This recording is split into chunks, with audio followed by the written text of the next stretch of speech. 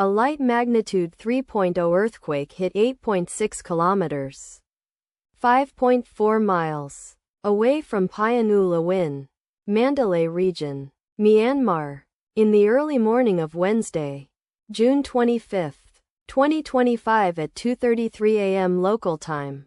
Asia, Yangon GMT plus 6:30. The depth of the quake could not be determined, but is assumed to be shallow. The quake was not felt, or at least not reported so. First to report. Raspberry shake after 9 minutes. The earthquake occurred 15 hours after a magnitude 3.5 earthquake had hit on Tuesday, June 24, 2025, at 11:06 a.m. local time.